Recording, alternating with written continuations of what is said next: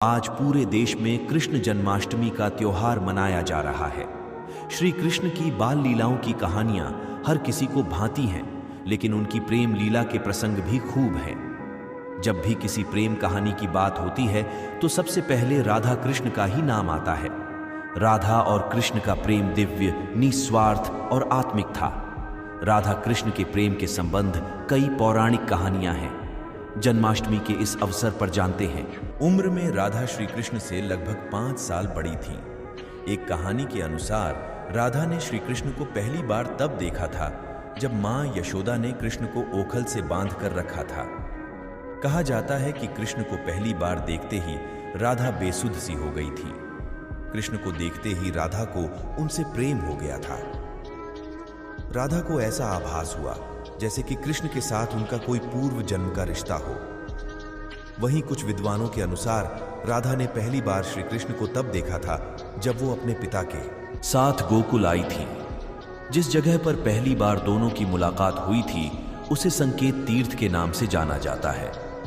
यहां पर कृष्ण को देखते ही राधा अपनी सुध-बुद्ध खो बैठी थी।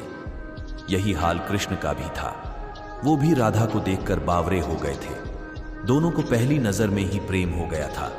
कहा जाता है कि श्री कृष्ण को 2 चीजें सबसे ज्यादा प्रिय थी, एक बांसुरी और दूसरी राधा रानी। कहीं भी हो वो कृष्ण की बांसुरी की धुन सुनकर बरबस खिंची चली आती थी। जब कृष्ण राधा को छोड़कर मथुरा जाने लगे थे तो उन्होंने राधा अपनी सबसे प्रिय मुरली राधा को भेंट में दी थी। राधा ने भी इस मुरली को कई वर्षों तक संभाल कर रखा था। जब भी उन्हें श्री कृष्ण की याद आती तो वह इस मुरली को बजाकर अपना दिल बहला लेती थी। वहीं श्री कृष्ण भी राधा की याद में मोरपंख लगाते थे और वैजयंती माला पहनते थे। पौराणिक कथाओं के अनुसार श्री कृष्ण को मोरपंख तब मिला था जब वो एक बार राधा के साथ उपवन में नृत्य कर रहे थे। उन्होंने इस मोर के पंख को उठाकर अपने सिर पर धारण कर लिया और राधा ने नृत्य करने से पहले श्री कृष्ण को वैजयंती माला पहनाई। इन कहानियों से पता चलता है कि भगवान कृष्ण के बिना राधा अधूरी थी और राधा के बिना कृष्ण अधूरे माने जाते हैं। जब भी प्रेम की बात होती है भगवान श्री कृष्ण का नाम सबसे पहले आता है। श्री कृष्ण को प्रेम और स्नेह का प्रतीक माना जाता है। श्री कृष्ण की 16,108 रानियां थीं। श्री कृष्ण की मुख्य रानियों में रुक्मणी, सत्यभामा का नाम शामिल है।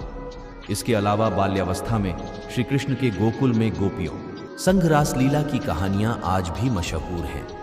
हालांकि सभी को प्रेम और स्नेह का पाठ पढ़ाने वाले श्री कृष्ण का नाम सिर्फ राधा के साथ ही लिया जाता है। हर कोई प्रभु कृष्ण के नाम का जाप करते समय राधे श्याम का उच्चारण करता है। भले ही उनकी 16,108 रानियां थीं, लेकिन जब प्रेम की मिसाल दी जाती है तो श्री कृष्ण और राधा का प्रेम सबसे ऊपर होता है। श्री कृष्ण और राधा की प्रेम कहानियां पीढ़ी दर पीढ़ी सुनने को मिलती हैं। लेकिन जब भी राधा रानी और श्री कृष्ण के प्रेम का जिक्र होता है तो यह सवाल जरूर मन में उठता है। जब श्री कृष्ण 8 साल के थे तो उनकी मुलाकात राधा से हुई जो 12 साल की थी। श्री कृष्ण राधा, आखिर कृष्ण ने राधा से प्रेम करने लगे। दोनों एक दूसरे से विवाह भी करना चाहते थे। जब ये बात राधा के घर वालों को पता चली तो उन्होंने राधा को घर में कैद कर दिया। वह लोग राधा और कृष्ण की विवाह के इसलिए भी खिलाफ थे क्योंकि राधा की मंगनी हो चुकी थी।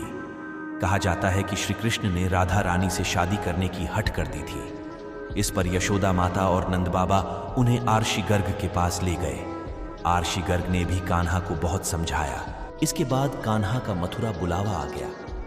वह हमेशा के लिए वृंदावन छोड़कर मथुरा चले गए। उन्होंने राधा से वादा किया था कि वह वापस लौटेंगे, लेकिन वह कभी वापस नहीं आए। न ही राधा जी के मथुरा या द्वारका जाने का जिक्र मिलता है।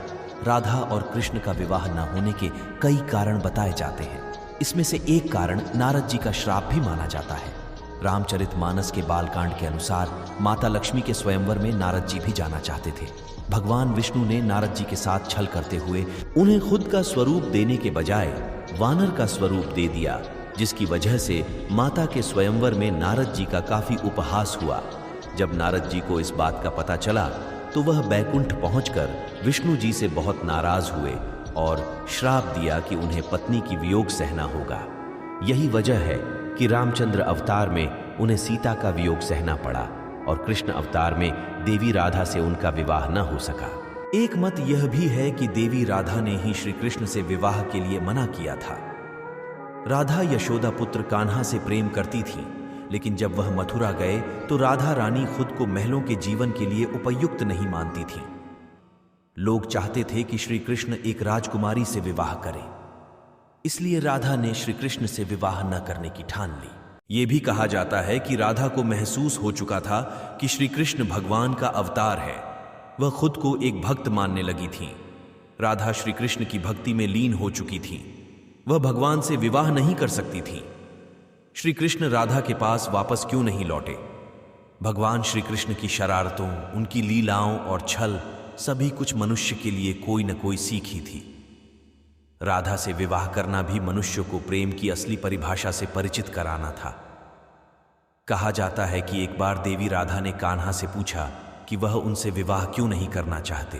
इस पर श्री कृष्ण ने कहा कि कोई अपनी आत्मा से विवाह करता है क्या? श्री कृष्ण राधा को खुद से अलग नहीं बल्कि अपना ही अस्तित्व मानते थे।